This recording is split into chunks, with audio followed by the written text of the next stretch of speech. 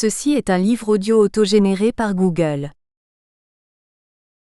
Approche singulière. Les derniers vers de Ronsard. Ou le sonnet au risque de la mort. Cette communication est consacrée aux derniers vers de Ronsard, livret posthume comprenant essentiellement 6 sonnets pathétiques. Au risque du sonnet, au risque de la mort, il faut considérer avec sérieux ces propositions. Elles ne représentent pas une simple mise en conformité d'une communication avec le thème général du colloque. Au risque du sonnet est à prendre dans 2 sens, comme le génitif, subjectif ou objectif du latin. C'est d'abord le sonnet qui risque parce que la dictée des poèmes est mal saisie. Le jeudi environ sur les 2 heures après-midi, Ronsard mourra dans la nuit du vendredi au samedi.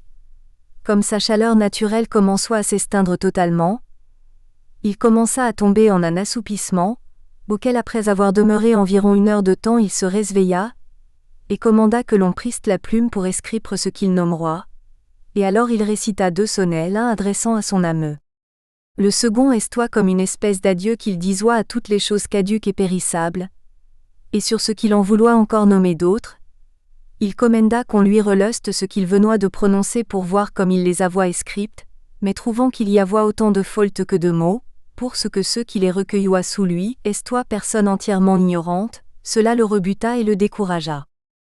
Si l'on peut attribuer à l'ignorance des secrétaires occasionnels la perte de poèmes en gestation, on doit être sûr que Duperron, Galland ou Binet ont remédié aux défaillances de transcription dont Ronsard se plaint. On peut s'imaginer que le sonnet court un risque aussi dans la mesure où la faiblesse de Ronsard lui ôte les moyens de maîtriser une forme très difficile. Réciproquement, c'est Ronsard qui risque en choisissant le sonnet, forme qu'à la fin de sa carrière comme au début, il semble apprécier médiocrement. Dans son premier manifeste, le haut lecteur en tête des odes de 1550, Ronsard ne déclare-t-il pas « Je ne faillis point de doute que ma poésie tant varie ne semble fâcheuse aux oreilles de nos rimeurs, esperluette principalement des courtisans, qui n'admirent qu'un petit sonnet pétrarchisé, ou quelques mignardises d'amour qui continuent toujours en son propos. » Ronsard n'émet pas une opinion très différente dans la préface posthume sur la Franciade touchant le poème héroïque. Donc lecteur, celui qui pourra faire un tel ouvrage, esperluette qui aura une bouche sonnant plus hautement que les autres, esperluette toutefois sans se perdre dans les nus, donne-lui nom de poète, esperluette nom au versificateur, composeur d'épigrammes, sonnets, satires, élégies, esperluette autre tel menu fatras, où l'artifice ne se peut estendre. Pourtant Ronsard risque sa pensée dernière son testament, dans le moule d'une forme qu'il dit frivole. Quant au risque de la mort, il n'est pas moins évident. Même si le sujet traité ne s'apparente pas à l'amour, mais postule le plus grand sérieux, n'y a-t-il pas risque mortel pour l'âme en quête du salut, à se soucier d'un bibelot d'inanité sonore? Quand on cherche ses rimes, trouve-t-on Dieu? Avant d'évaluer ces risques, décrivons d'abord cette petite somme poétique. Si le poète a dicté les 2 derniers sonnets pratiquement sur son lit de mort, à Saint-Côme près de Tours, les 4 premiers ont vu le jour 2 ou 3 semaines auparavant, alors que Ronsard séjournait encore dans son prieuré de Croixvaux. Ils appartiennent à l'Homo dolorosus. Ils décrivent un état critique de consomption provoqué par une arthrite aiguë, sonnet 1, et les atroces insomnies liées à cet état, sonnet 2 à 4. À la veille de sa mort, et le mot veille est à prendre au sens étroit, Ronsard s'élève à une méditation transcendante en exhortant son âme à la fermeté chrétienne, sonnet 5, en prenant congé des biens terrestres et de sa plume pour unir son esprit, libéré du corps, à Jésus-Christ, terme d'une élévation qui conduit jusqu'à l'être absolu, sonnet 6. Il est donc indiscutable que les 6 sonnets sont orientés vers une ontologie divine. Un signe révèle que Ronsard se préparait à sa fin et marque comme une annonce dans une composition que le poète ne pouvait cependant pas organiser. Il s'agit de l'adieu adressé aux amis dans la chute du premier sonnet. Je m'en vais le premier, vous préparez la place. Remarquons aussi l'énonciation différente du 5e sonnet. Alors que le jeu s'affirme dans les autres, il se dédouble ici en un moi exhortant et une âme exhortée. De plus, la chute du poème consiste en un vers gnomique, qui laisse son mestier n'est digne du loyeur. Dans le 6e sonnet, nous verrons que Ronsard sait prendre ses distances avec lui-même et accomplir la métamorphose de la mort. Regardons maintenant nos sonnets de plus près. Ils sont réguliers dans la mesure où ils correspondent exactement au patron imaginé par Ronsard dans Les Amours de 1552 à 1553. 2-4-1 aux deux mêmes rimes embrassées, puis un 6-1 composé d'une rime plate et de deux rimes embrassées, disposition de Marot, ou de deux rimes croisées, disposition de Pelletier. L'alternance du genre des rimes doit être respectée sauf, bien entendu, entre les deux 4-1. Les sonnets 1, 4, 6 se terminent sur la disposition marotique, les sonnets 2, 3, 5 sur la disposition de Pelletier. Ronsard, qui dans les sonnets pour Hélène, avait pris beaucoup de liberté avec la disposition des rimes, revient donc au modèle régulier. L'ensemble des sonnets a pour maître l'alexandrin. La forme spécifique du sonnet joue évidemment un rôle dans notre petit recueil. Les strophes ne sauraient manquer de structurer le sens, dont elles peuvent représenter autant d'unités particulières. Le premier sonnet comprend la description d'un état physique délabré, Q1, l'évocation du deuil des amis et l'adieu qu'on leur adresse, S. Quant au second 4-1, il présente deux unités et non une seule, la trahison des dieux médecins et l'adieu au soleil. Le sonnet 2 s'ouvre sur une invocation aux nuits d'hiver, Q1, et se poursuit par un appel au soleil, Q2. Le 6-1 fait état de souffrances telles qu'elles justifient une prière à la mort. Le 8-1 du troisième sonnet contient une prière au dieu sommeil. Quant au 6-1, c'est le pavot, vin somnifère, qui en constitue l'unité. Les animaux sont dits bienheureux d'hiberner sans ce remède et de dormir naturellement, T1. Le poète déplore l'inefficacité de cette plante qu'il consomme pourtant sous toutes ses formes, T2. Le sonnet 4 s'ouvre sur une prière aux nuits d'hiver, Q1. Prière qui se justifie par le supplice de la douleur, Q2. Puis la prière, doublée d'une invective, s'adresse à la nuit en général, T1, qui est priée de convoquer la mort que le poète finit par solliciter directement, T2. Le sonnet 5 consiste en une exhortation adressée à son âme par le poète, Q1 et T1, entrecoupée au second 4-1 par la description du chemin difficile qu'il faudra parcourir. Le dernier tercet est, lui, réservé à la nécessité de la persévérance. Reste le sixième sonnet, qui est très clairement disposé. L'obligation de mourir implique à la fois de prendre congé des biens terrestres aimés et de chanter sa mort, Q1. Puis, repensant à sa vie poétique, Ronsard en constate l'achèvement glorieux, transformé en astre, sa plume s'actualise à jamais, Q2. Reste le salut de l'esprit à travers la béatitude croissante de l'être jusqu'au détachement en Jésus-Christ, S. Quand le sonnet ne mesure pas exactement les unités de sens, il permet de les repérer par contraste. Ainsi, le second 4-1 du premier sonnet qui a deux unités comme nous l'avons vu. Ainsi le découpage du 6-1 de ce même sonnet ou la description des amis affligés prenant 4 vers, il en reste 2 pour l'adieu. C'est ce que les éditeurs, Binet, Galland, Duperron ou Boine, ont si bien compris qu'ils ont disposé le 6-1, non en 2 tercets, mais en un 4-1 et un distique. Dans le 6-1 du sonnet 3, le pavot, dont les animaux voués à l'hibernation n'ont pas à user, apparaît déjà à la fin du premier tercet. C'est aux 2 derniers vers du sonnet 4 que la mort prend le relais de la nuit, et au non au début du second tercet. Le charme et la puissance de la forme qui nous est chère ont souvent pour origine de telles asymétries. Le sonnet est également défini par la disposition des rimes. Il faut en analyser brièvement quelques effets. Dans le premier sonnet, la rime en amble comporte 2 fois une péjoration du sens, semble conduit à tremble, ensemble à 2 assemble.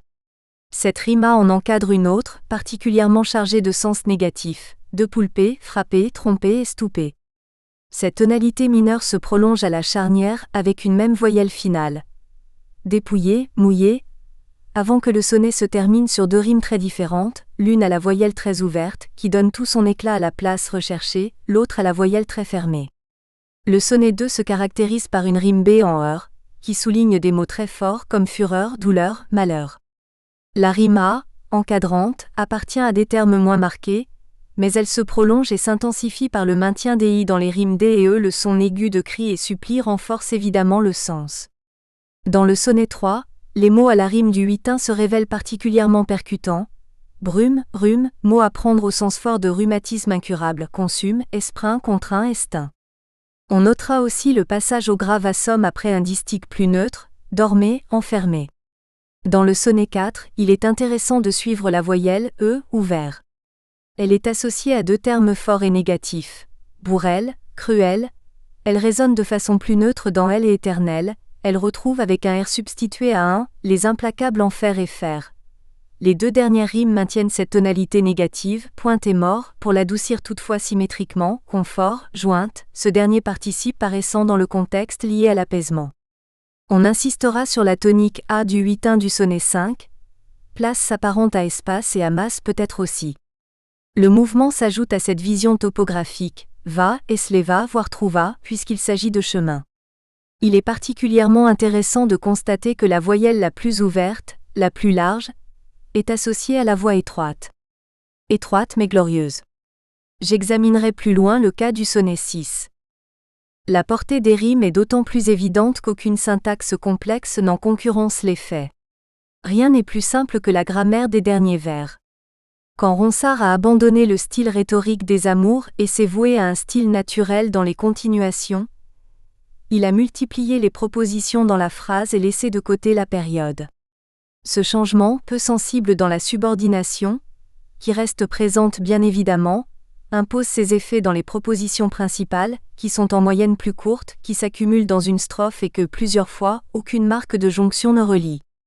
Nous sommes alors dans la juxtaposition. La syntaxe des sonnets pour Hélène correspond à ce modèle. Voyons par exemple. La douleur me consomme, ayez de moi pitié.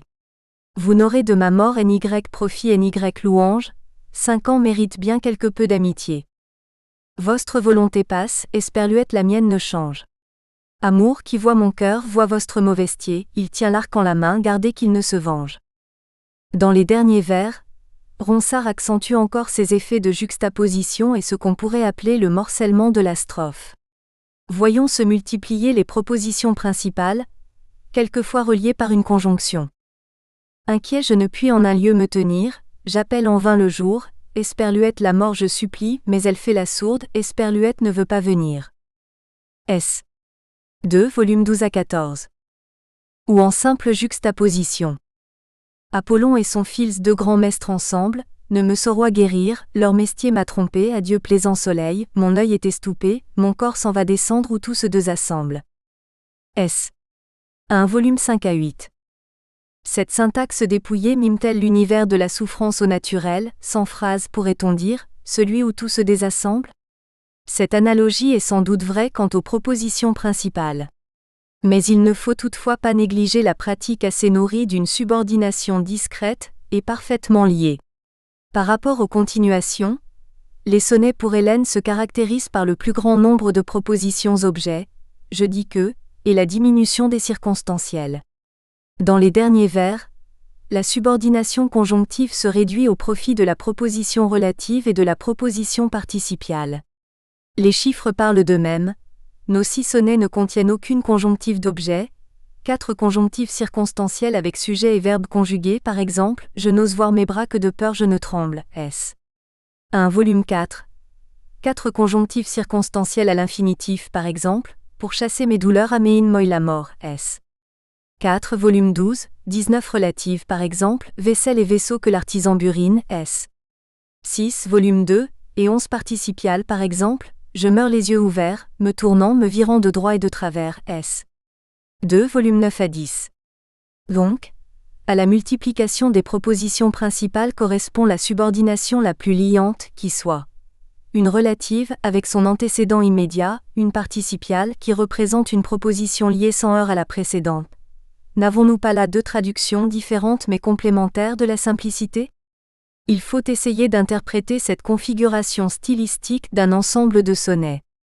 Si notre forme représente d'abord une combinaison de rimes et par là même de strophes, que Ronsard exploite selon les façons que nous avons vues, il est une potentialité du sonnet qu'il laisse pratiquement de côté, le relief intrastrophique. Ronsard renonce à tisser un ré syntaxique subtil.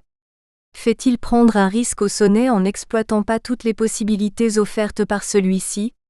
On dira plutôt que la simplification de la syntaxe et de l'organisation strophique, imposée sous le coup de la douleur et la menace de la mort, prend un caractère pathétique et oraculaire. Mais, et c'est ici que je veux en venir, il est plus pathétique encore de rassembler ses énergies devant la mort pour retrouver jusqu'à la complexité de l'expression. À quelques heures de la mort, le signe se surpasse. Nous voici donc ramenés à l'examen du plus grand de nos 6 sonnets. Comme nous l'avons vu, le sens s'y étage de façon lumineuse. La part des œuvres terrestres est assumée par le 8-1, la part transcendante par le 6-1. On sait qu'à cette dernière partie est traditionnellement affectée la résolution, ou la synthèse ou la transformation. Avec ces 2 rimes embrassées, le 8-1 est stable et comme assis. Avec ces 3 rimes sur un plus petit espace, le 6-1 est mobile et à la recherche d'un nouvel équilibre que la chute devrait instaurer. Au moment de mourir, Ronsard, tout malade qu'il est, reste attaché à la beauté d'ici-bas et à l'art de l'homme. Jardin, verger, objet exécuté par l'artisan. Il doit s'y arracher, comme il doit aussi chanter sa mort, tels les signes du Phédon. En d'autres termes, cela veut dire que la poésie continue de garder une place centrale et qu'elle est en communication avec le monde spirituel. Cette conception est confirmée par le second 4-1. La poésie fait l'essentiel d'une vie dont Ronsard vient de dévider le fuseau. Dans le dépouillement, le poète se sépare de sa plume qui le quitte pour gagner le ciel. Il ne renonce pas à sa poésie, encore moins la renie-t-il. Une apothéose plutôt que cette transformation en astre dont Ératosthène avait affirmé le principe. Le vers 7 de notre sonnet est l'aboutissement de tout un imaginaire poétique qui accompagna Ronsard toute sa vie, à commencer par l'image du vol qu'il trouvait chez Pindare et surtout chez Horace. Non usitata nec tenui ferar, pena biformis per liquidum aetera vat. Elle n'est point ordinaire ni sans force, l'aile qui va m'emporter, poète métamorphosé à travers le liquide éther. Poète métamorphosé en signe bien sûr. C'est aussi le poète de Cassandre qui, transformé par la mort, rêvait de chanter l'honneur de sa maîtresse par le grand tout. Enfin, le catastérisme se trouvait déjà dans le bocage 1554. Car s'il vous en souvient, la plupart de vous, cygnes, ne se voient luire au ciel que pour avoir aimé. S'il est certes païen, cet imaginaire n'en demeure pas moins hautement spiritualisé. Ronsard le confirme encore quand il déclare sa plume garantie contre les appâts mondains. Dans son oraison funèbre de Ronsard, Duperron souligne l'attachement du poète à sa gloire.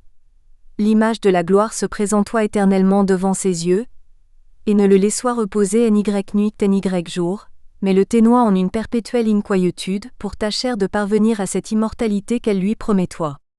On aurait tort d'ailleurs de projeter sur les préoccupations de Ronsard mourant les interdits calvinistes, puis tridentins, concernant le souci qu'on peut avoir de sa propre réputation. Ronsard est un gentilhomme qui, pour bien mourir, doit se soucier de sa gloire, tout comme un capitaine recherche une mort héroïque. Dans la perspective de la noblesse d'épée ou à défaut de plume, le mal ou la faute serait de négliger cette gloire-là, comme l'a très bien démontré Hélène Germain-Romane dans son ouvrage du Bel Mourir, ou Bien Mourir. Le sentiment de la mort chez les gentilshommes français, 1515 à 1643. Une exigence nobiliaire et la puissance spirituelle de la poésie ont enhardi Ronsard à maintenir un imaginaire païen et à oser ce qui ressortit à un syncrétisme évident. Devant la mort, le poète ne veut pas renoncer à sa poésie parce que d'une certaine manière, elle appartient au rayonnement de Dieu. Car Jupiter, Pallas, Apollon, sont les noms que le seul Dieu reçoit en maintes nations pour ces divers effects que l'on ne peut comprendre, si par 1000 surnoms on ne les fait entendre. Le sonnet au risque de la mort ? Non. Car il n'y a plus de risque quand la poésie est le viatique du salut. Reste la part transcendante du 6-1. Le poète se sépare de lui-même pour ne garder que l'essentiel. Nous y découvrons dans une gradation très précise, 3 conceptions de la béatitude. Ronsard s'inspire de Posidip et surtout de Sophocle dans l'Œdipe à colonnes. Mieux vaut 100 fois n'être pas né, mais s'il nous faut voir la lumière, le moindre mal encore est de s'en retourner là d'où l'on vient, et le plus tôt sera le mieux. 20 point capital. Ronsard ajoute un 3e palier à la gradation, celui de la survie en Jésus-Christ qui prend la place du néant. Comme Henri Weber l'a bien remarqué dans l'article qu'il a consacré à ce sonnet, une correspondance s'établit entre le vers 7 et les vers 11. Comme la plume devenait astre, la mort conduit à une métamorphose en ange auprès de Jésus-Christ. Un autre parallélisme est à signaler entre les appâts trompeurs du monde, V8, et l'indifférence ironique du sort, de la fortune ou du destin, V13. Quant au corps, il s'agit du corps mortel, car le nouvel ange, qui n'est qu'un esprit, possède certainement un corps spirituel. Comme le 8-1, le 6-1 baigne dans un imaginaire familier à Ronsard.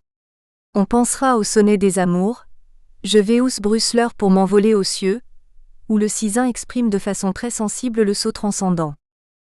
Au sein brasier, au feu chastement beau, là brûle-moi d'un si chaste flambeau qu'abandonnant ma dépouille cognoée.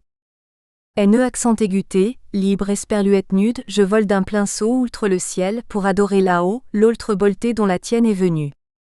Alors que la jeunesse de Ronsard lui inspire la représentation d'un saut dynamique, la sagesse de la mort le ramène à une vision plus étale et progressive, sans heurts. On pense aussi, pour la gradation, à ce sonnet des amours que Ronsard adapte d'une épigramme de Ruffin et du blason du beau Tétin de Marot. Heureux le fils dont grosse elle sera, mais plus heureux celui qui la fera, et femme et mère, en lieu d'une pucelle. Il est frappant que l'expression d'un désir d'amour qui a tenu si souvent la pensée de Ronsard se transforme en un désir de Dieu, comme si Eros devenait Agapé. Posons encore une question que l'on attend peut-être. Ronsard écrit-il au risque du sonnet ? Il nous reste à montrer que l'imminence de la mort a redonné au Vendômois sa puissance de sonnettiste, et qu'il tisse ici un ré syntaxique digne de ses plus grandes réussites. Le premier quatrain connaît une ampleur périodique qu'on ne rencontre dans aucun autre premier quatrain de notre série. Le second quatrain contraste par un très grand morcellement des propositions. Il correspond aux habitudes syntaxiques générales de la série. Quant au cisin, il se révèle en tout point remarquable. Alors que le premier tercet de chacun des 5 autres sonnets se construit sur une seule proposition, 2 pour le second sonnet, le tercet correspondant du 6e se construit sur 3 propositions accordées dans leur longueur à la gradation dont nous avons parlé, 6 syllabes, 12 syllabes, 18 syllabes. Ce n'est pas tout. Enjambant le tercet, la syntaxe s'ouvre sur une chaîne de subordonnées, participiale au vers 12, relative au vers 13, finale au vers 14, après une apposition qui remonte à ange et donne la mesure de la construction. Cette complexité retrouvée s'accompagne d'un très beau jeu de rimes. Celles du 8 sont voisines et passent de la nasale ins à la voyelle orale correspondante igne, c'est-à-dire un i clair et cristallin que le e atone prolonge et adoucit. La charnière est des plus éloquentes, qui nous fait passer d'une voyelle aiguë in à la voyelle la plus grave ou. Et ce contraste se répète à l'inverse dans les rimes d et e, au profit évident du Christ et de l'Esprit. Ces toutes dernières œuvres d'un poète émeuvent par leur absolue sincérité, terme que l'on peut employer cette fois sans le galvauder. Elles touchent également parce que, dans leur brièveté, elles représentent comme un bilan. De manière explicite, ce bilan n'est établi que dans le 6e sonnet. C'est fait jaillit d'évider le cours de mes destins. Ma plume vole au ciel. Mais les 6 sonnets peuvent très bien être considérés comme la synthèse d'une écriture poétique de la mythologie, Apollon et Esculape, les filles du Cocyte, le Léthé, le sommeil, le cygne maéandrin, l'apothéose dans les étoiles, tout cela subsumé par le Christ, poétique du sonnet. Comme nous l'avons vu, cette forme est poussée à la fois jusqu'au point extrême de sa simplicité, là où elle ne résonne plus que par l'écho sonore de ses rimes et à la fois jusqu'à la complexité stylistique des premiers essais des années 1550.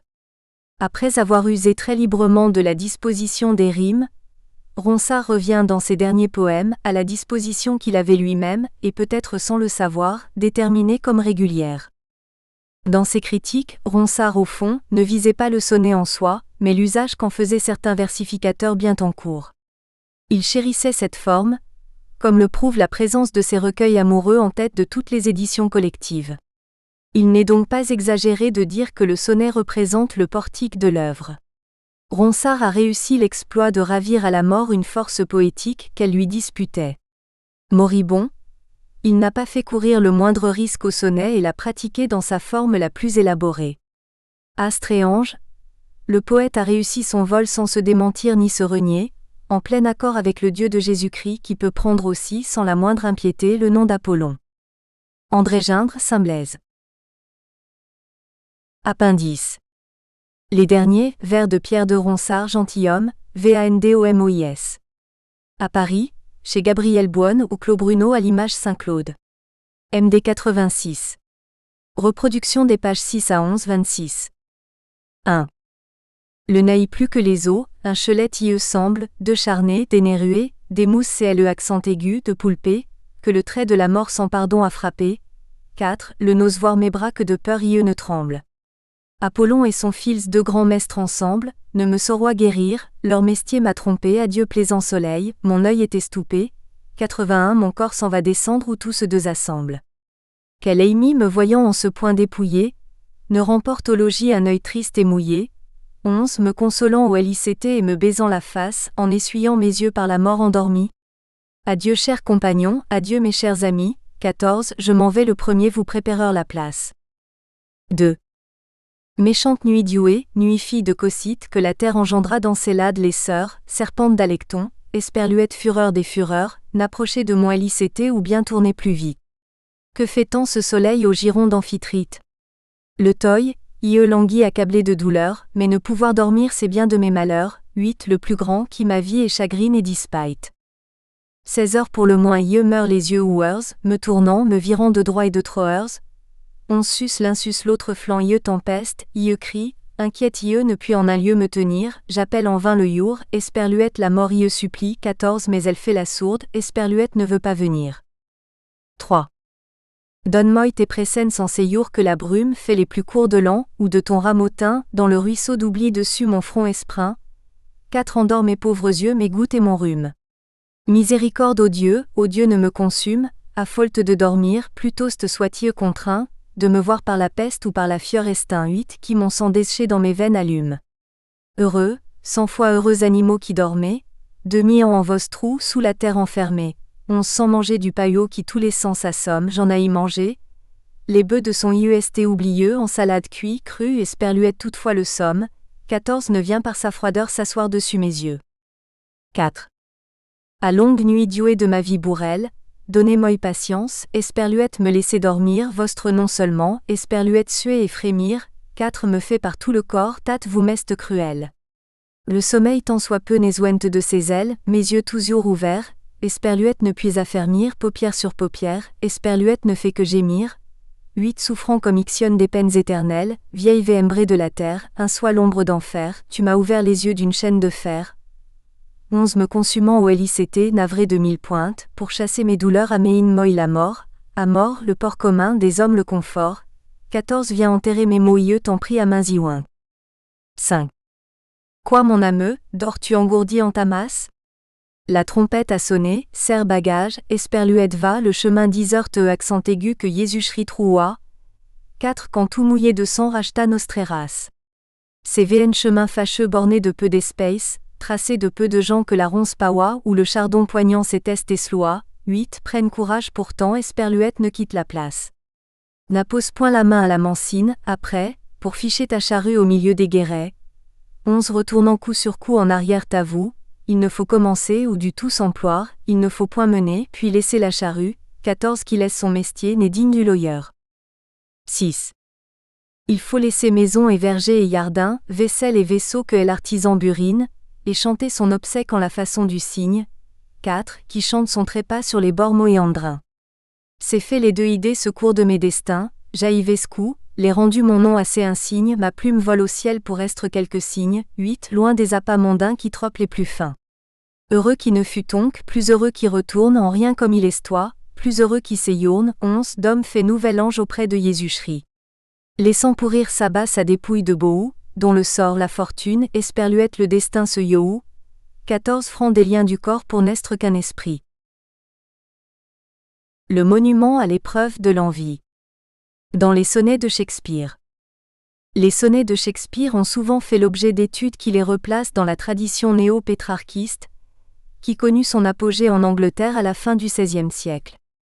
Dans la lignée du canzoniere de Pétrarque, tout en s'inspirant de nombreuses sources classiques ainsi que d'auteurs modernes étrangers ou anglais, Shakespeare reprend de fait dans son propre recueil un grand nombre de thèmes et de lieux communs qu'il partage avec les autres sonnettistes des années 1590.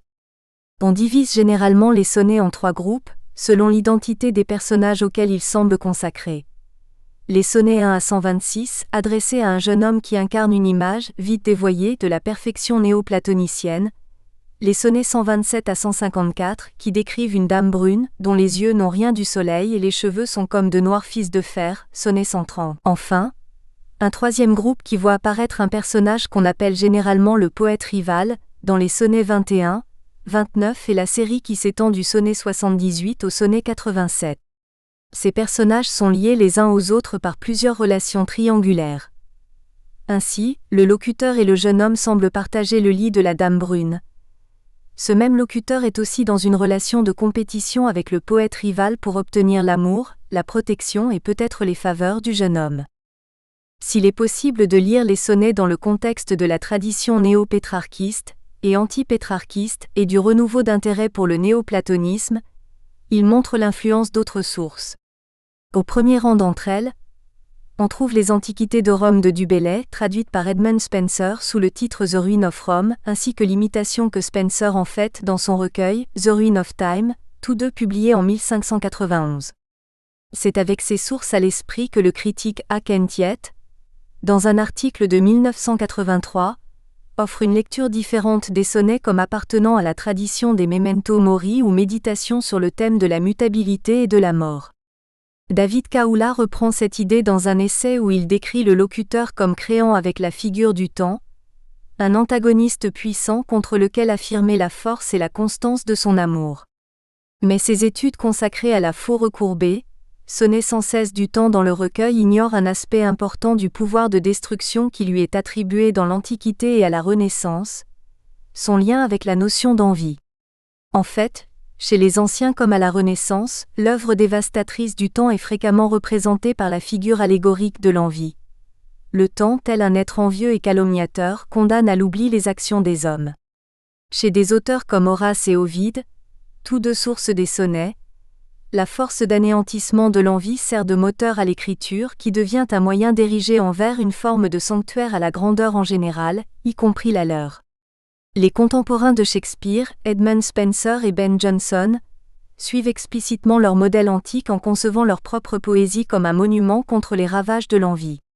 À un niveau moins abstrait, on peut noter que les deux auteurs décrivent dans leurs œuvres des envieux qui sont finalement neutralisés. Le titan femelle qui répond au nom de Mutability chez Spenser est tout entier motivé par l'envie, tandis que Jonson décrit l'envie dans le prologue à sa pièce Poetaster comme une gorgone, représentation emblématique de la malveillance qui menace l'auteur et son œuvre. Les sonnets de Shakespeare, il est vrai, n'incluent pas de référence aussi directe à cette force maléfique contre laquelle le poète doit batailler. Pourtant, les sonnets sont saturés de références et d'images qui évoquent l'envie et ses effets, comme la destruction et la ruine ou la dévoration et le spectre de pénurie littéraire face au poète rival. Dans cet essai, on montrera comment le motif de l'envie peut offrir une perspective différente sur les sonnets, en permettant d'élucider l'envie quasi machiavélique du poète lorsqu'il omet de façon spectaculaire le nom même de son bien-aimé dans les vers censés lui accorder l'immortalité. Le mot « envie » n'apparaît en fait que 2 fois dans les sonnets 70 et 128.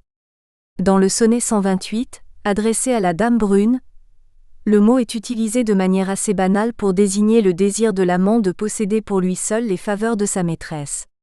Reprenant un lieu commun de la poésie néo-pétrarchiste, le locuteur se déclare jaloux des touches du clavier caressé par sa maîtresse, mais les sous-entendus sexuels sur l'inconstance de la dame sont aisés à décoder.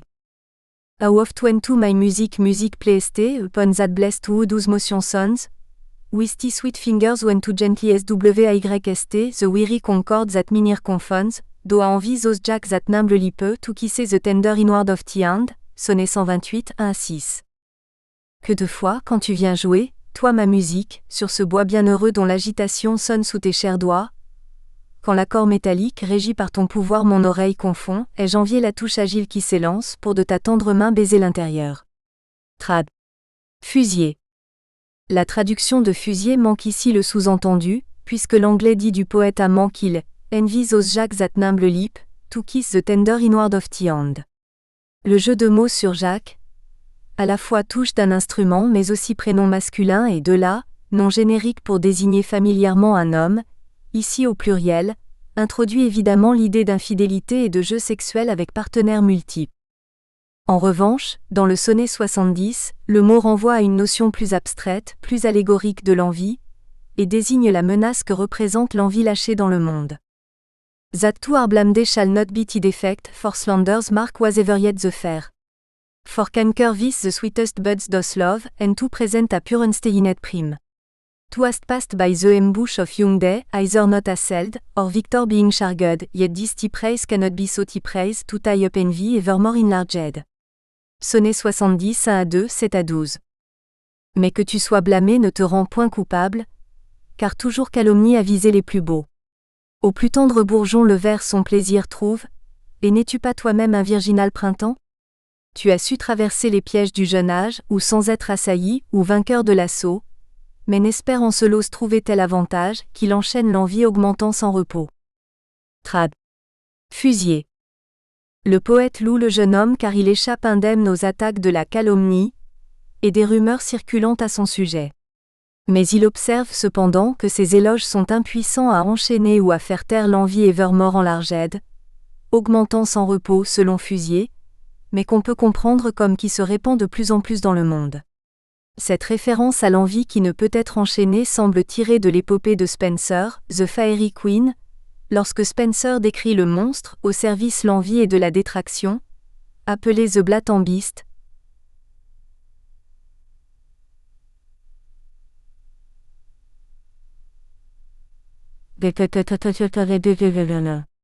La Blatant Beast, selon le critique James Nornberg, shares its tongues with Virgil's Fama and its teeth with Ovid's beating envy, a les langues de la Fama de Virgile et les dents de l'envie féroce d'Ovide, ma traduction.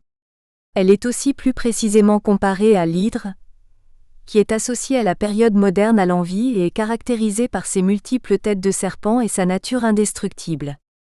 La généalogie de la bête, que Nornberg retrace scrupuleusement, l'associe de façon étroite à la détraction et à la calomnie. En fait, le critique voit dans le sonnet 70 de Shakespeare la description parfaite de la mission de Calidore, le héros du livre 6 de la Reine des Fées. It is Calidor's task, in Shakespeare's words, to tie up envy evermore enlarged. Dans les dernières strophes de l'épopée, Calidore remplit sa mission et muselle le monstre. Enterain et shut up his blasphemous tongue, for nevermore the fame gentle knight, or unto lovely lady doing wrong entereunto a great long chain et tight, with which he drew him force. Pourtant cette victoire sur la Blatant Beast est éphémère et la bête finit par rompre, ici chaîne, and goes into the world at liberty again. Et Spenser poursuit, montrant comment la bête reprend de plus belle son œuvre de destruction, n'épargnant personne, pas même les poètes.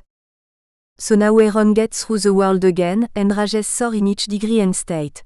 Ne any is that may him now retrain, e growen is so great and strong of late, barking and beating all that him do bait, alb they worthy blame, or clear of crime, ne sparet e most learned wits to rat, ne sparet e gentle poets rime, butron without regard of person or of time.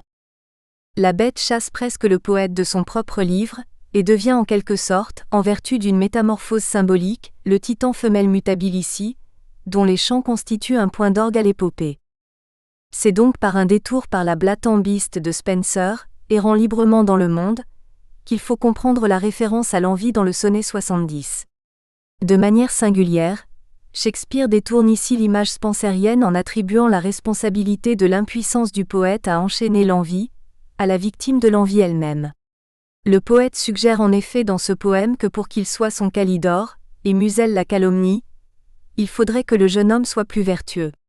Or, comme un soupçon persiste sur la vertu de ce dernier, le poète ne peut, en héros spensérien, tie up envy pour lui.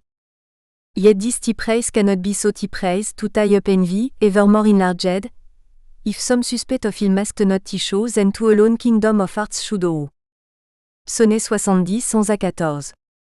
Présentant sa poésie comme liée à la quête du vrai, le locuteur avoue avec une certaine brutalité son impuissance à faire taire toutes les rumeurs et rappelle alors que c'est le soupçon entachant la vertu du jeune homme qui impose des limites à son éloge poétique même. Les références à l'envie dans les sonnets 70 et 128 renvoient spécifiquement à la sphère humaine, qu'il s'agisse d'un désir exclusif de possession ou d'une envie qui se traduit par la calomnie et la rumeur, c'est-à-dire le désir de détruire la réputation d'un tiers. Cependant, à l'époque de Shakespeare, l'envie peut également être représentée comme un mal universel dans un sens plus abstrait, comme une allégorie des effets du temps. Un emblème bien connu de Pitcham, par exemple, associe l'envie avec le pouvoir propre au temps de détruire les monuments, ainsi le colosse de Rhodes figuré dans l'image, ou les pyramides d'Égypte. Cette représentation allégorique de l'envie possède les mêmes caractéristiques que l'envie appliquée aux êtres humains. l'envie cherche à détruire, à discréditer et à anéantir tout ce qu'elle touche. Dans la tradition chrétienne, depuis les cycles des mystères médiévaux jusqu'au paradis perdu de Milton, Abel, assassiné par son frère Caïn, est considéré comme le premier fruit de la mort, le premier objet de l'envie. Et de son côté, le désir de Satan de détruire le paradis est généralement attribué à l'envie. Dans les sonnets, l'envie en tant que mal universel est représentée par la figure du temps elle-même qui hérite de ses caractéristiques. Certes, le temps n'est jamais directement décrit comme envieux. Mais, en reprenant à son compte le topo de la poésie qui survivra à tous les monuments de pierre et de marbre, Shakespeare inclut une série de références codées à l'envie. Nombreux sont les critiques qui ont noté la dette du sonnet 55 à l'égard d'Horace, Ode 3. XXIV, et à l'égard des dernières lignes des Métamorphoses d'Ovide, 15 871 à 79, passage où les deux poètes se vantent d'avoir écrit des ouvrages qui survivront à des monuments aussi pérennes que les pyramides. J'ai achevé un monument plus durable que le bronze, exei monumentum er perennius, plus élevé que les pyramides bâties par les rois. Ni la pluie qui ronge tout, ni l'aquilon furieux, ni les ans, ni le temps qui fuit ne pourront le détruire. Je ne mourrai point tout entier, la meilleure partie de moi-même se dérobera aux ciseaux de la parque. Et maintenant j'ai achevé une œuvre que ni la colère de Jupiter, ni le feu, ni le fer, ni la dent du temps ne pourront détruire. Quand il le voudra, que le jour à la merci duquel seul est mon corps vienne me fixer le terme d'une existence dont la durée est incertaine, immortel par la meilleure partie de moi-même, je n'en serai pas moins transporté au-dessus des astres dans les cieux, et mon nom sera impérissable. Shakespeare suit clairement son modèle horacien en désignant sa poésie comme plus durable que le marbre et les tombeaux dorés, et il suit Ovide lorsqu'il fait référence au glaive de Mars et au brandon guerrier, soit au feu de la guerre. Nor marble, nor the gilded monument of prince shall outlive this powerful rim, but you shall shine more bright in test content than unsweat stone besmeared with sluggish time. When wasteful war shall statue overturn, and brawl rot out the work of masonry, nor Marcy's sword, nor war quick fire shall burn, the living record of your memory. Guindes and I oblivious enmity shall you pace force, sonnet 55,1-10. Ni les marbres des rois, ni leurs tombeaux dorés, de ces maîtres puissants ne dépasseront l'âge, et tu brilleras plus en sévère que ne fait la pierre qu'on néglige et que le temps outrage. Quand l'œuvre du maçon sera déracinée, les bustes renversés par la guerre vorace, ni le glaive de Mars ni le brandon guerrier ne détruiront de toi cette vivante trace. La mort, l'hostile oubli ne pourront t'empêcher de poursuivre ta route. Trad. Fusier. Les 7 premiers vers combinent, on le voit, des échos à Horace et à Ovide, puis, comme eux, Shakespeare célèbre son livre, c'est-à-dire de toi cette vivante trace, traduction bien affadie de Living Record of Your Memory, qu'on pourrait traduire par texte vivant de ta mémoire, comme ce qui ne pourra jamais être oblitéré. Le poète résume alors tout ce contre quoi lui et le jeune homme doivent se battre pour conserver vivante la mémoire de ce dernier, la mort, l'hostile oubli. Ici, oblivious enmity est distingué de la mort.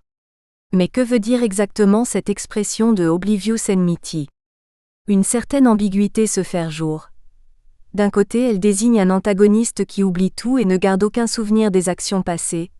De l'autre, elle peut aussi renvoyer à un ennemi qui, selon Stephen Booth, fait en sorte que toute chose soit oubliée, cause l'oubli de toute chose. Il me semble que cette oblivious enmity est l'équivalent de ce que Horace et Ovide désignent tous deux par le terme invidia ou encore envie. Dans ces passages, il apparaît clairement que les deux poètes associent leur propre immortalité, d'une certaine façon, avec la mise en déroute de l'envie. Par exemple dans le second livre des Odes, Horace écrit dans l'Ode 17, dédicacé à Mécène. Porté sur des aïles, dont l'usage est toi inconnu avant moi, je m'élève hardiment dans les airs. Je ne m'arrêterai plus dans les demeures terrestres. Vainqueur de l'envie, j'abandonne le séjour des mortels. Il semble que l'envie augmentant sans repos, envy evermore en largède, du sonnet 70 et l'hostile oubli, oblivious enmity, du sonnet 55 sont toutes deux des représentations de l'envie. La première, la voix de la détraction et de la calomnie, universellement répandue et toujours en mouvement. La seconde, l'oubli qui cherche avec malveillance à rayer, rase, du livre d'honneur, les actions du soldat dévoué, sonnet 25. Au cœur du topo de l'ère Pérennis, on trouve en effet l'argument de la victoire du poète sur l'envie. Pour Shakespeare et plus encore pour Spencer et pour Johnson, l'idée du temps et même celle de la mort trouvent leur complément dans l'oubli hostile, une image de la malveillance universelle déjà présente dans l'Antiquité. Dans l'élégie 15 des Amores d'Ovide, intitulée Ad Invidos, aux envieux, très connu en Angleterre à cette période, Ovide s'adresse spécifiquement à ses détracteurs envieux qui voudraient ternir sa réputation. Il voit dans l'envie et les envieux les pires ennemis du poète et de sa poésie. Ovide reprend alors le thème bien connu de l'immortalité des vers. Quand le temps aura renversé les pierres, les rois et leurs triomphes, ces carmina ou vers vivront toujours. L'envie se nourrit des ouvrages de ceux qui sont encore au monde. Après leur mort, elle se tient en repos. Esperluette, alors on rend à chacun l'honneur qu'il mérite. Aussi suis-je bien persuadé que je vivrai quand le feu de mon bûcher mortuaire brûlera mes os. Esperluette, la plus grande partie de ce que je suis à présent demeurera longtemps après moi. Il conclut sa diatribe contre l'envie sur une note de triomphe, affirmant qu'il l'emportera sur l'envie en permettant tout simplement à la meilleure partie de soi de lui survivre par les vers, car l'envie ne s'attaque qu'aux vivants, pas aux morts. Ben Jonson et Edmund Spencer semblent s'inspirer de cette élégie, lorsqu'ils représentent l'envie comme une force contre laquelle le poète doit se protéger. Johnson traduit ce passage d'Ovide et l'inclut dans les premières répliques de sa pièce Poetaster, qui place les poètes Horace, Ovide et Virgile face à l'envie tout à la fois du temps, de leur père, de leurs détracteurs et de poètes mineurs. Spencer lui aussi définit lui aussi invidia, ou envie, comme cette force contre laquelle son livre et lui doivent se défendre. Au début de son Shepherd's Calendar, Spencer confie son livre à son mécène Sir Philip Sidney, et dit à son livre « And if that envy barkadzi, assure it will forsu conflit under the shadow of his wing. » Et si l'envie t'aboie dessus, elle comme elle le fera sûrement, va chercher du réconfortel sous l'ombre de son aile. À la fin du calendar, dans l'emblème final, Spencer cite Horace et son Exei monumentum er perennius, et ajoute Therefore let not be envied that this poet in his epilogue cite, et at made a calendar that shall endure a long a time. On le voit, Spencer et Johnson adoptent tous deux une attitude défensive à l'égard de cette force puissante qu'est l'envie. Le premier en mettant en scène un héros, Calidore, mais aussi un prologue armé, avec pour mission de vaincre une représentation allégorique de l'envie, le second en barricadant son texte derrière une rangée de préfaces et de paratextes dans le but de protéger ses œuvres de l'envie du lecteur malveillant. Dans les sonnets, Shakespeare, peut-être plus confiant dans son génie, ne se construit pas de défense aussi manifeste. Dans le sonnet 70, il défend sa poésie en déclarant que ses éloges sont affaiblis par le soupçon de mal, qui entache l'âme de son sujet, sonnet 70, volume 13. Dans le sonnet 81, on peut voir à nouveau comment il transforme ses modèles. Ce sonnet pourrait en effet se lire comme une parodie de l'élégie 15 d'Ovide. Or I shall live your epitaph to make, or you survive when I nurse am rotten, from hence your memory death cannot take, although in me each part will be forgotten.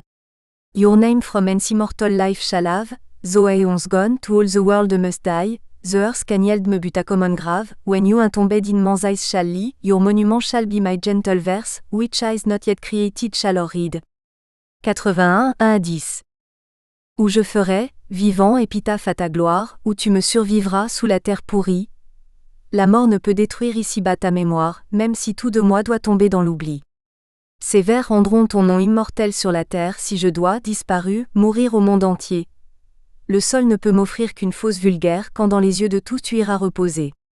Ton monument sera ma tendre poésie, que reliront un jour des yeux point nés encore. Trad. Fusier.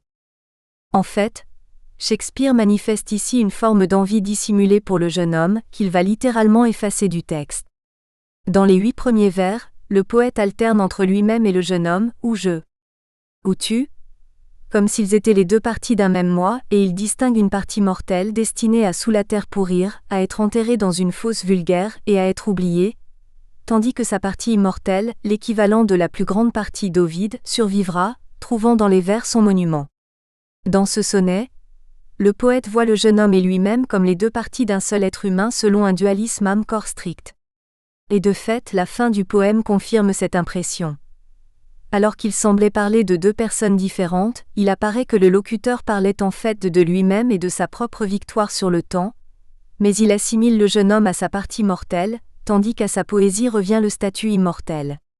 Ainsi, au vers 7 et 8, il inverse le destinataire de l'immortalité, de sorte que le processus de entombing, V8, de mise en bière ou d'enterrement, au lieu de déboucher comme on peut le croire à première vue sur l'immortalisation du jeune homme, lui permet de disposer de son modèle pour célébrer l'art du poète lui-même qui seul survivra. C'est l'exaltation de sa poésie que le poète met alors en scène. Quand dans les yeux de tout tu iras reposer. Ton monument sera ma tendre poésie. Trad. Fusier volume 7 à 8. Le poème opère donc peu à peu une substitution symbolique. Par l'instrumentalisation du sujet apparent, le jeune homme auquel il paraît offrir l'immortalité, le poète ne célèbre rien d'autre que la victoire de son art sur le temps.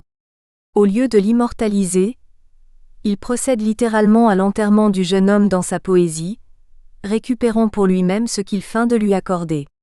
On pourrait aller jusqu'à dire qu'il refuse au jeune homme, de la même manière que le jeune homme refuse de léguer au monde une copie de lui-même dans les sonnets 1 à 17, la mention de son nom dans le recueil. L'absence du nom du bien-aimé dans une séquence de sonnets est suffisamment singulière dans la tradition anglaise, en effet, pour attirer l'attention. Il apparaît bel et bien que le poète garde secret le nom du jeune homme, lui promettant un monument, mais ne faisant que lui creuser une tombe dans ses vers. À la plénitude de la renommée promise, il oppose le creux, le vide du tombeau, privé du monument et de l'épitaphe qui généralement l'accompagne, destiné à immortaliser la mémoire du futur défunt. On s'en souvient, le jeune homme est accusé dans les premiers sonnets de se consommer lui-même de manière quasi onaniste.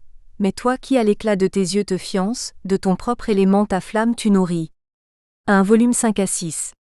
Or dans le recueil, il semble bien que ce soit le poète qui se nourrisse du jeune homme comme le révèle sa métaphore de prédilection, celle de la dévoration ou de l'ingestion.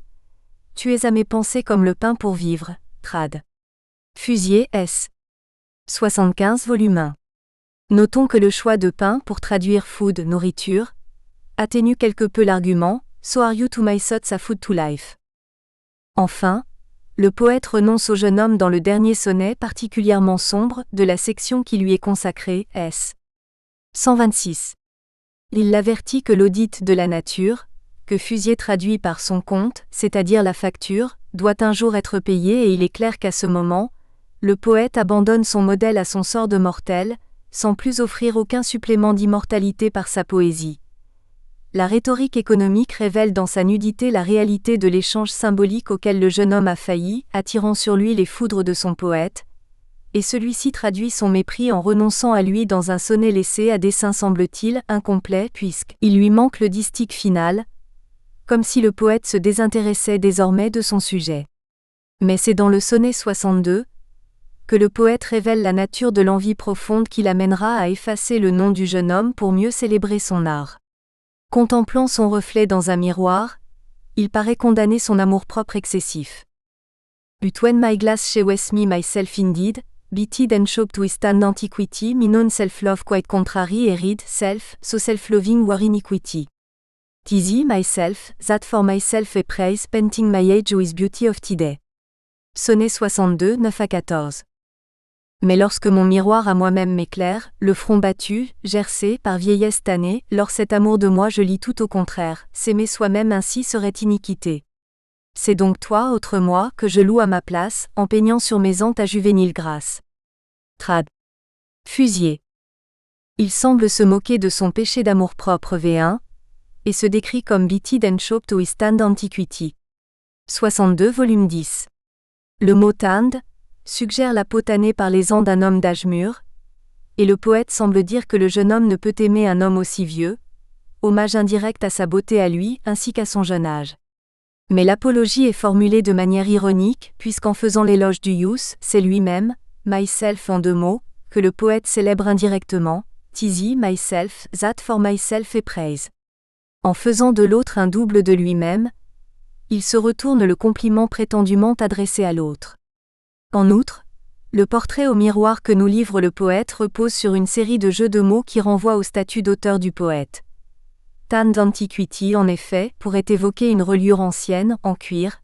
Bitted et choked, tout aussi polysémique, pourrait également renvoyer à la fabrication des livres. On bat le cuir pour l'assouplir, et l'on coupe ou rogne les pages d'un in-folio ou d'un in-quarto pour les égaliser. Le vers 10 prend alors un tout autre sens. Le visage que l'auteur voit et qu'il lit, V11, dans le miroir, Bitted and Shop to his Stand Antiquity, peut alors s'interpréter comme une rangée de livres reliés, Stand Antiquity, son monument pour l'éternité construit sur les ruines du tombeau anonyme du jeune homme. Lynn Sermin Meskill, Paris XIIUT Villetaneuse. L'œil du peintre. Dans les sonnets de Shakespeare. La peinture est présente dans le théâtre de Shakespeare, où des portraits interviennent comme objets scéniques. Ils représentent un personnage de l'action dramatique et en constituent le reflet, la contrefaçon, counterfeit, l'ombre, shade, shadow. Shadow est un terme qui désigne couramment en anglais élisabétain l'acteur qui représente sur scène le personnage, historique ou fictif, toujours condamné à l'absence. Comme Shakespeare le fait dire à Thésée, roi d'Athènes, dans Le Songe d'une nuit d'été, acte 5, SC 1, volume 206, ce qu'il y a de mieux dans le genre dramatique n'est encore qu'un jeu d'ombre. Ce qui désigne à un premier niveau, la représentation théâtrale, la pièce dans la pièce, à laquelle les personnages de cour viennent d'assister et que le roi juge futile et vaine. Ce qui désigne aussi la réalité même du théâtre. La pièce ne prend corps que par les acteurs qui sont des ombres. Matérialisée par un tableau, un portrait, comme dans Les Deux gentilshommes de Vérone, la représentation picturale fonctionne en relation avec la représentation dramatique, doublant l'acteur d'une autre ombre. À Protée qui la désire, Sylvia fait porter son image peinte, substituant l'ombre à la substance. Il s'agit là des deux termes qui interviennent en polarité à l'acte 4, scène 4 des Deux gentilshommes. Dans la poésie de Shakespeare publiée antérieurement au sonnet 1609, c'est-à-dire Vénus et Adonis 1593 et le viol de Lucrèce 1594, l'un et l'autre écrits sans doute avant un bon nombre des sonnets, la picturalité prend la forme classique de l'ekphrasis ou de l'hypotypose, c'est-à-dire d'une écriture qui donne à voir et peut représenter une œuvre d'art fictive, tel ce tableau dans les appartements de Lucrèce. At last she calls to mind Oerangapis, of skillful painting made for Priam's Troy, before the witch is drawn the power of Greece, for Helen's rap the city to destroy, threatening cloud kissing Ilion with Anoa, which the conceited painter drew so prou à heaven, it seemed to kiss the Turebode. Lors elle se souvient qu'une peinture habile, Troie au temps de Priam, se trouve en sa maison. L'host des Grecs s'y éploie alentour de la ville, et pour le rapt d'Hélène il menace Ilion dont le front touche au ciel, d'extermination. L'artiste ingénieux l'a peinte si ardue, que pour baiser ses tours semble pencher la nue. Cette peinture habile constitue le début d'une séquence d'images de la guerre de Troie, conduisant à associer la douleur de Lucrèce au désespoir d'Hécube face au corps de Priam. Dans les sonnets de Shakespeare on trouve aussi du pictural, mais sous une forme plus complexe, plus fragmentée que dans le viol de Lucrèce, et l'ekphrasis ne s'installe pas durablement dans cette écriture poétique qui n'est que fugitivement descriptive. Comme dans toute son œuvre, Shakespeare fait jouer toute la polysémie des termes, et notamment dans le registre des arts visuels. Painting désigne non seulement la peinture, mais parmi beaucoup d'autres sens les cosmétiques. Art renvoie à l'art, à l'artifice, mais aussi à l'ami, interpellé à la deuxième personne du singulier, Tuar Olmayar, s. 78. Mais la mise en œuvre d'une picturalité virtuelle ne paraît pas contestable.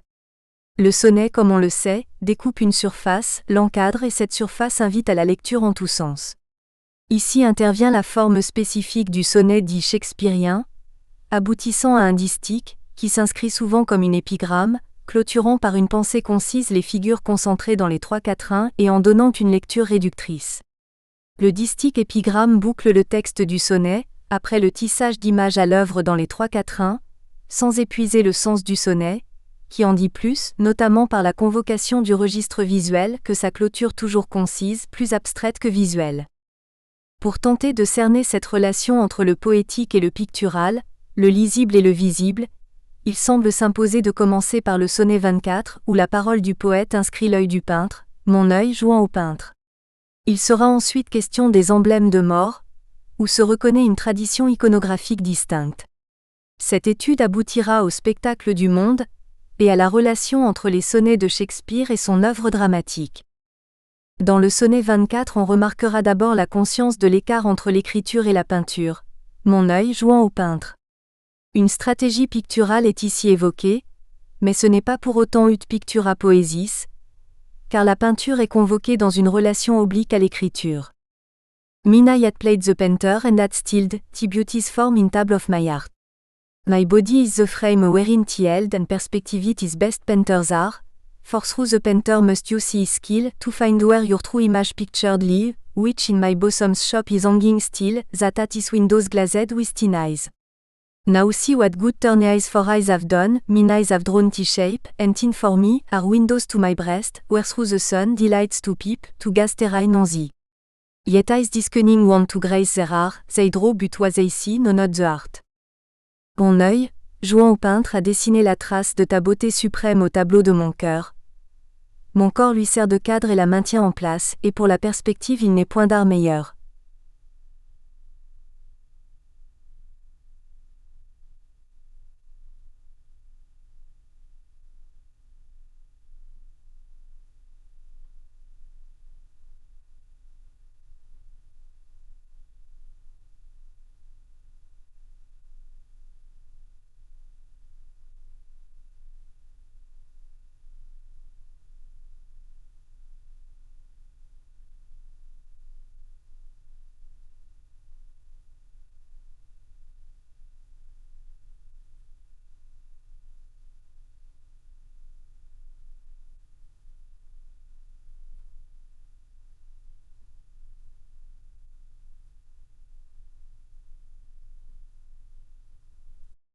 Vois de quelle aide aux yeux d'autres yeux peuvent être. Mes yeux ont dessiné ta forme et par les tiens, soleil entre en mon sein dont ils sont la fenêtre, pour admirer, ravi, ton portrait qu'il contient. Si l'œil avait ce don, son art serait meilleur, mais il peint ce qu'il voit, et ignore le cœur. Nous avons affaire à un motif, une figure, ou un concept qui appartient à la tradition du sonnet. Le portrait de la personne aimée est gravé sur le cœur du poète. La figure se trouve chez Ronsard, dans Sonnet et Madrigal pour Astrée, S. 6. Il ne falloit, mais stress, autre tablette, pour vous graver que celle de mon cœur, ou de sa main amour, Nostré vainqueur vous a gravé et vos grâces parfaites. La figure se trouve aussi chez Michel-Ange, dans l'un des sonnets à Tommaso Cavalieri, S. 90, sous la forme d'un intaglio, c'est-à-dire un portrait gravé en creux dans une pierre fine, ici en l'occurrence dans le cœur du poète. Imi son caro assai più non solio, Puascite bin el cor più di mevaglio comme pietra s'aggiuntovi l'intaglio, et di più pregio che el suo primo scoglio. Je me suis bien plus cher que de coutume. Avec toi au cœur je vaux plus que moi-même, comme la pierre gravée par la taille s'estime plus que la roche première. Associées à l'intaille, apparaissent aussi dans le cours du sonnet d'autres figures visuelles. Le sceau, la cible, la page ou la feuille écrite ou peinte. Dans les sonnets de Shakespeare, la figure du sonnet 24 n'est pas isolée, et la question de la représentation dans ou par l'art du visage humain est explorée dans différents sonnets à travers les notions de copie S. 84, d'imitation counterfeit S. 16, de réplique counterpart S. 84, mais aussi à travers les notions de peinture vraie et de peinture fausse. La peinture fausse, false painting S. 67, renvoie d'abord aux cosmétiques, mais aussi à toute représentation où la beauté du modèle ou de l'original se dilue dans une expansion rhétorique, l'abus des ornements ou la volubilité du discours.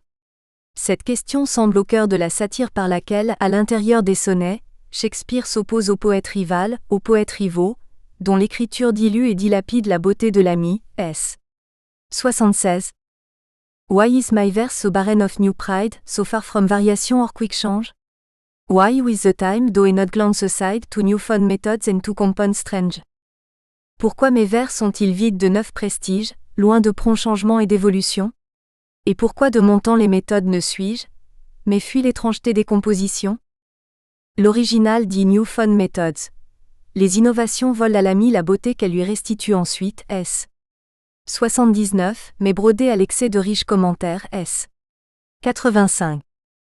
À cette poésie bavarde, le poète oppose la sobre concision d'un langage qui rend sans artifice la beauté de l'original. La poésie vraie serait ainsi celle qui restitue à l'identique le visage contemplé dans la transparence des signes, Tuar Olmayar, S. 78. Yet be most pro of that which est compile, whose influence is thin and born of thee. In others works to dust be men the still, and are with the sweet grass grassed be, but to all my art and dost advance, I learning my rude ignorance. Pourtant sois fier surtout des vers que je distille, car tu les inspiras et de toi ils sont nés. Dans les œuvres d'autrui tu ne touches qu'au style et ne fais qu'embellir leur art de ta beauté, mais tu es tout mon art, et au rang de science, s'élève grâce à toi ma grossière ignorance. La parole vraie serait cette parole muette qui aurait le pouvoir de montrer la beauté sans la gloser, sans la fadir ni l'orner d'artifice. Dans le sonnet 24, le poète, jouant au peintre, a dessiné, drone, encadré et encagé le portrait de l'ami dans une structure qui est à la fois sa poitrine et l'échoppe, ou l'atelier du peintre. Le portrait est une surface à l'intérieur d'un volume, ce qui implique une représentation perspective. Les vitres de l'échoppe sont les yeux, à travers lesquels le soleil regarde le portrait comme contemplant sa propre splendeur, car l'ami est lui aussi solaire. Comment lire cet agencement donné comme visuel ? En un sens, le sonnet donne le mode de lecture du tableau qu'il contient.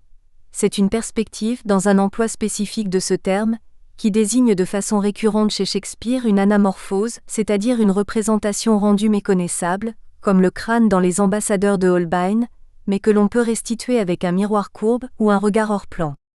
L'anamorphose se lit de biais, en oblique, ici selon un trajet compliqué, réfracté, c'est-à-dire dévié en un point, celui que suit l'œil soleil regardant à travers les yeux de l'ami son portrait gravé par le poète sur les tablettes de son cœur.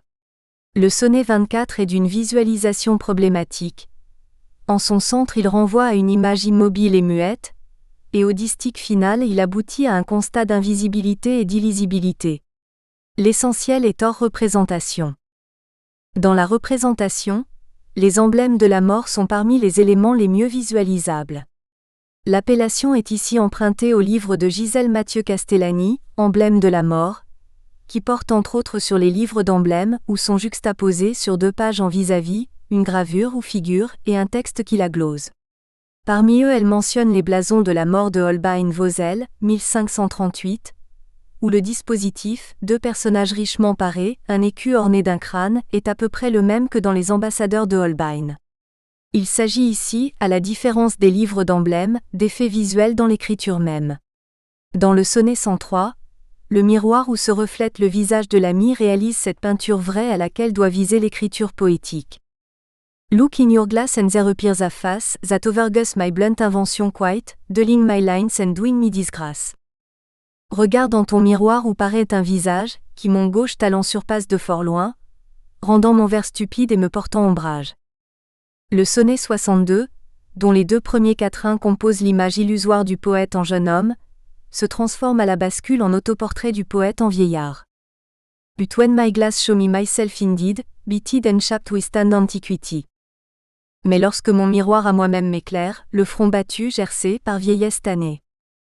Le motif du miroir vient s'inscrire dès le 3e sonnet, où il met en place une perspective. Ici l'unification optique de visages que l'on peut aussi concevoir comme distincts. Contrairement à la perspective naturelle, qui intervient dans La Nuit des Rois, lorsque l'image des 2 jumeaux se dédouble, c'est l'unification optique qui donne à voir la vérité au-delà du visible. To art mother's glass and she in thee calls back the lovely April of her prime, so to through windows of teenage shalt see, despite of wrinkles dusty golden age. De ta mère tu es le miroir. Ton image lui rappelle l'aimable avril de son printemps, et tu pourras de même aux vitres de ton âge, malgré tes rides, voir tes jours dorés présents. Dans le temps des générations, la beauté du visage est dupliquée par la génération suivante. Dans le temps des sonnets, le visage du poète et celui de l'ami sont un même visage que les années labourent, s. 2. When 40 winters shall besiege Tibro, and dig deep trench in Beauty's field, uses pro livry, so gazed on now will be a tattered weed of small worseld. Lorsque 40 hivers feront siège à ton front, labourant ta beauté de profondes tranchées, le jeune et fier habit qu'Hortan admirons ne sera plus que l'oc, à vil prix estimé. Les sonnets replient le temps et font coïncider les 2 visages, celui du vieux poète et celui du jeune homme, rendus identiques par leur commune mortalité. Les emblèmes de la vanité, au sens pictural du terme, inscrivent d'autres images de mortalité, et tandis que le carpe diem n'apparaît jamais dans les sonnets de Shakespeare, le memento mori s'y inscrit avec insistance. Le sonnet 77 rassemble un miroir, un cadran solaire et un livre ou un cahier aux pages blanches. La tradition iconographique est reconnaissable, et l'imagerie du sonnet peut référer aux peintres flamands, aux gravures de Holbein, la danse macabre, ou à celle de Dürer. Dans le même sonnet, les rides de l'ami reflétées par le miroir sont des tombes ouvertes auxquelles conduit le temps de son pas furtif. Le passage du temps est concentré dans l'instant du sonnet, S. 104. Et sur le cadran solaire, l'ombre change de chiffre sans que le mouvement soit perceptible. L'envoi de la séquence des sonnets à l'ami, un pseudo-sonnet, S. 126 de 12 vers à rime plate, fait intervenir un sablier, une pendule et une faucille, trois emblèmes du temps destructeur, Tempus et Dax Rerum, dont les sonnets disent et redisent la toute-puissance et la défaite, dans une aporie apparemment irréductible. Autour de ces figures emblématiques, auxquelles il faut ajouter toute l'imagerie tombale, les sonnets articulent un double discours sur la mort. Au sonnet 74, la mort, représentée par un officier de justice armé d'un couteau, vient s'emparer du corps du poète. À l'opposé au sonnet 107, la mort capitule face au poète. Death to me subscribes, la mort me fait droit.